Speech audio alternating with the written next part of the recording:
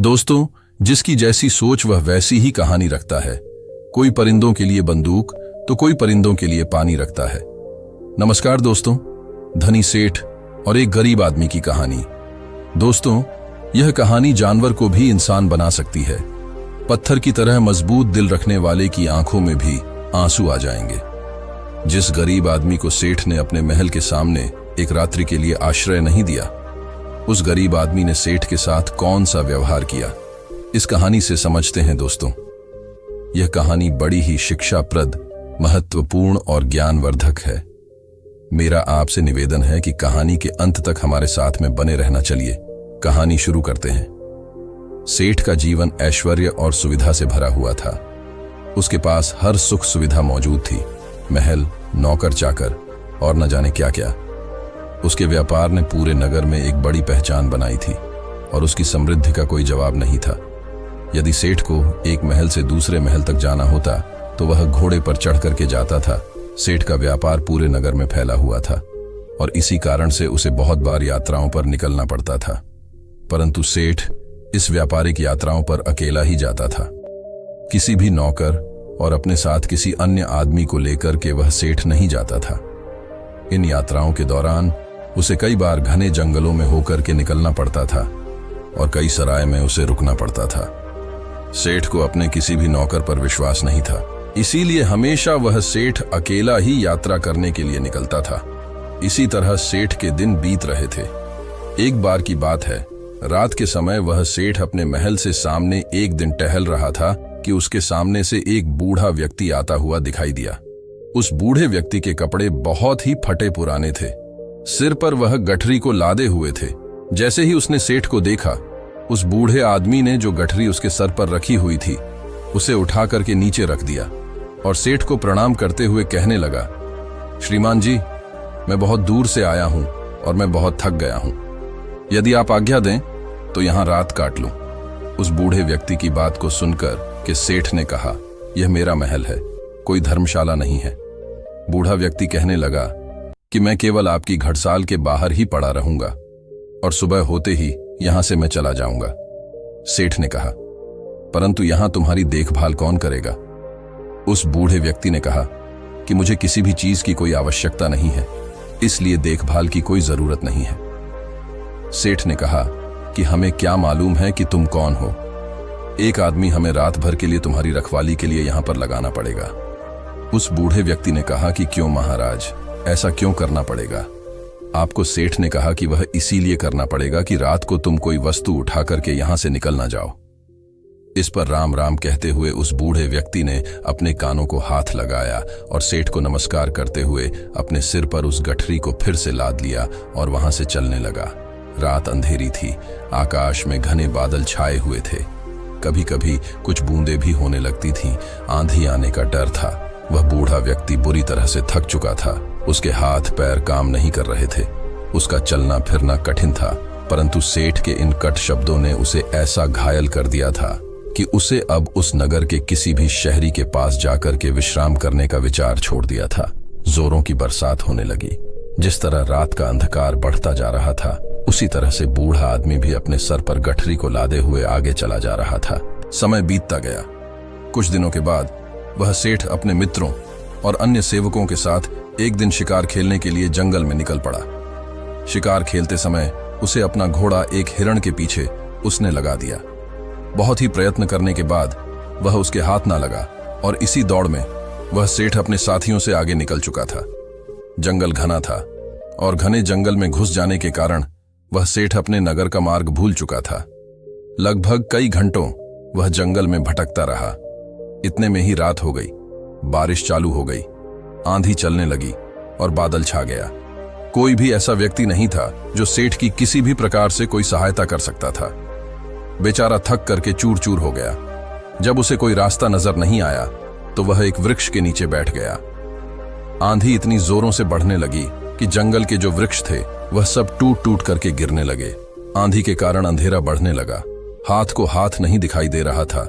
प्रकृति के इस प्रकोप से घबरा करके सेठ का जो घोड़ा था वह अपने बचाव के लिए इधर उधर भागने लगा। घोड़े का मालिक इतना थक चुका था कि उसे होश नहीं था।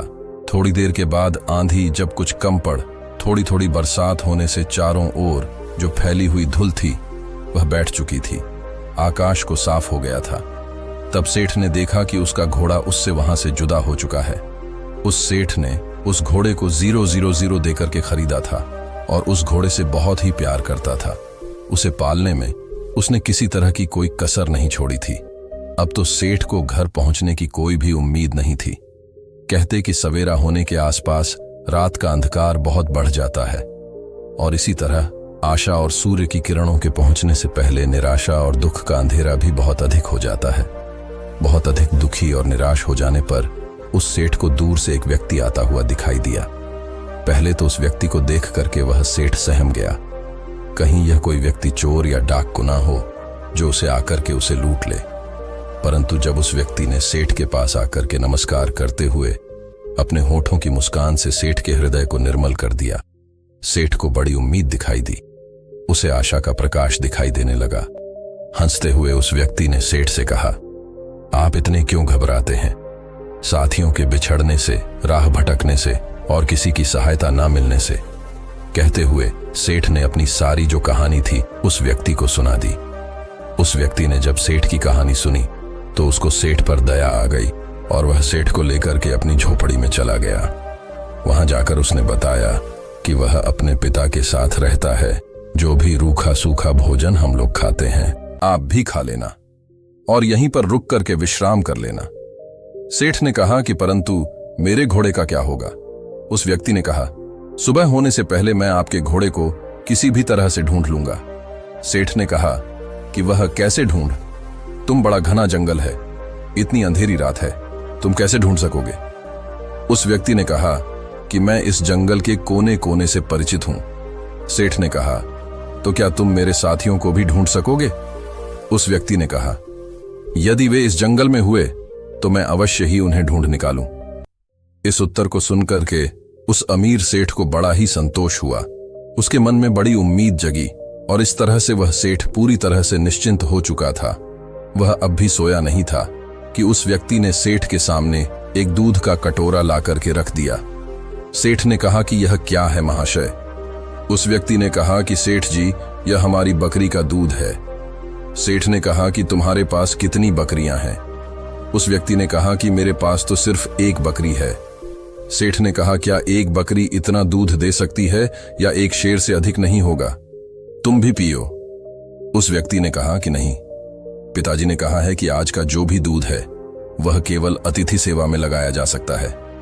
आज हम लोग दूध नहीं पिएंगे। सेठ ने कहा कि ऐसा क्यों? उस व्यक्ति ने कहा कि हमारे यहाँ सबसे बढ़िया चीज दूध को समझा जाता है और अतिथि की सेवा में हम लोग इसको पेश कर देते हैं। मैं पिताजी का इकलौता पुत्र हूं और दूध हमारे यहाँ सर्वोत्तम भोजन समझा जाता है। पिताजी ने यह आपकी सेवा में भेजा है। सेठ ने कहा कि तुम तो सचमुच देवता हो। सेठ की बात को सुनकर के वह व्यक्ति कहने लगा, नहीं सेठ जी, देवता तो बहुत दूर की चीज है, हम तो पूरी मानवता को भी नहीं अपना सके। उसकी बात को सुनकर के सेठ ने कहा, नहीं भैया, मानवता तो आप में कूट कूट करके भरी हुई है। इस तरह बातें करते करते वह सेठ सो गया। अपने अतिथि की सच्ची सेवा करने वाला वह व्यक्ति चुपके से उठा और हाथ में मसाल लिया और अपने अतिथि के घोड़े को ढूंढने के लिए वहां से वह चल दिया। ढूंढते ढूंढते वह सुबह के समय के आसपास ढूंढा। बहुत ढूंढने के बाद आखिर उसे घोड़ा मिल गया। वह अपने अतिथि का घोड़ा ला करके अपनी झोपड़ी पर लौट आया। जब उसकी मां ने देखा कि अतिथि का घोड़ा मिल गया है तो वह उठ करके घोड़े के लिए सारा डालने लगी। वह जानती थी कि घोड़ा जंगल से घास चर करके आया होगा, परंतु फिर भी उसने अतिथि के घोड़े की सेवा करना अपना परम कर्तव्य समझा।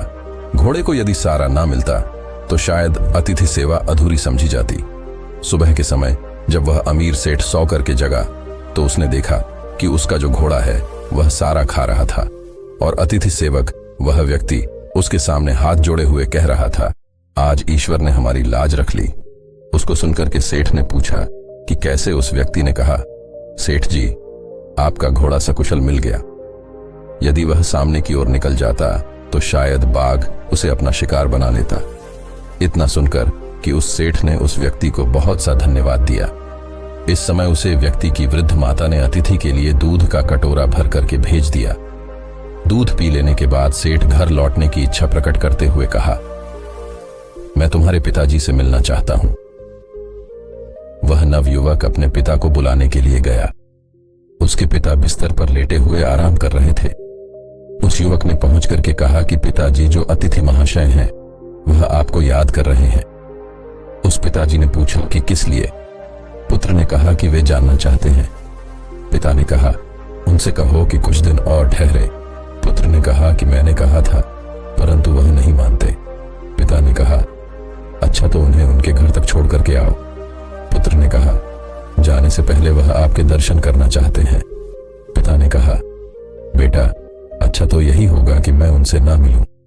पिता की इस तरह की बात को सुनकर के पुत्र को कुछ आश्चर्य हुआ।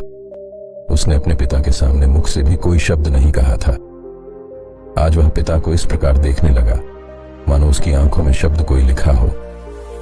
पिता ने पुत्र के प्रश्न को पढ़ लिया और उसे धीरे से समझाता हुआ कहने लगा, बेटे तुम शायद यही पूछना चाहते हो कि मैं अतिथि से इस प्रकार दूर रह करके उसका निरादर क्यों कर रहा हूं।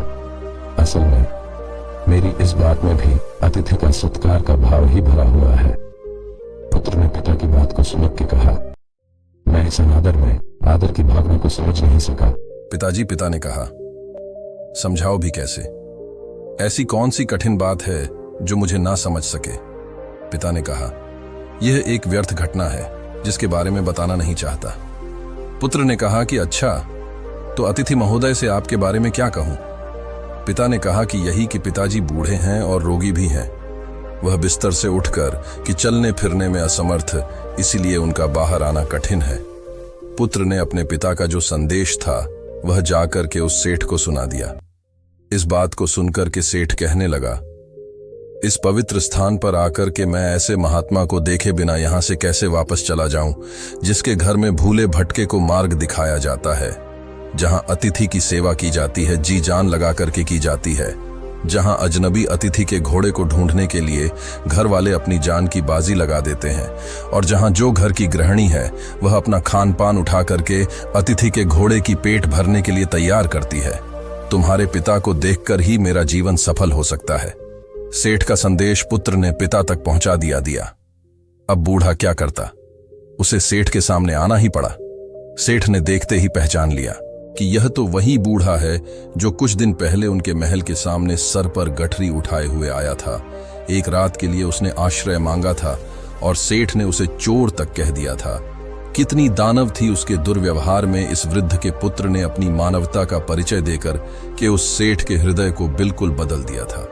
अमीर सेठ हाथ जोड़ करके खड़ा हो गया और अपने दुर्व्यवहार के लिए उस बूढ़े व्यक्ति से क्षमा याचना करने लगा। बूढ़े व्यक्ति ने कहा, आपकी ओर से क्षमा याचना का प्रश्न ही पैदा नहीं होता है, क्योंकि मैं बाहर आकर के आपको उस पुरानी घटना की याद नहीं दिलाना चाहता था। आपके आग्रह को मैं टाल नहीं सका, इसीलिए मुझे यहां आना पड़ा। इससे शायद आपको बड़ा दुख हुआ हो, अतः मुझे आपसे क्षमा मांगनी चाहिए। सेठ ने कहा, कितना ऊंचा है आपका व्यक्तित्व। इतना कहकर के वह अमीर सेठ उस वृद्ध के चरणों में गिर पड़ा। उसके नेत्रों से पश्चाताप के आंसू झर रहे थे, उसके होंठ फड़फड़ा रहे थे, मानो वह यही कह रहे हों कि इस बूढ़े की झोपड़ी महलों से भी ऊंची है, क्योंकि जहां मानवता का निवास है। इसके बाद उस सेठ को सुरक्षित वह सेठ अपने घर में लौट आया। इस घटना के बाद उस सेठ का हृदय परिवर्तन हो गया। जहां कठोर हृदय वाला वह सेठ था, उसे किसी पर विश्वास और दया की भावना उसके मन में नहीं होती थी। वही सेठ बिल्कुल बदल चुका था। अब वह दीन और दुखियों की सेवा करता और उसके द्वार पर आने वाले जो भी अतिथि थे उनका पूरा स्वागत सत्कार करने लगा। सेठ का पूरा परिवर्तन हो चुका था। जो पत्थर दिल सेठ था वह पूरी तरह से पिघल चुका था। दोस्तों, ये कहानी आपको कैसी लगी है? मैं भी यही कहूंगा। दोस्तों, अगर आपको यह वीडियो और कहानी पसंद आई है तो कृपया एक प्यारा सा कमेंट करके बताएं। वीडियो को लाइक और शेयर करें और चैनल को सब्सक्राइब करना न भूलें। तब तक के लिए अपना ध्यान रखें। धन्यवाद और नमो बुद्धाय।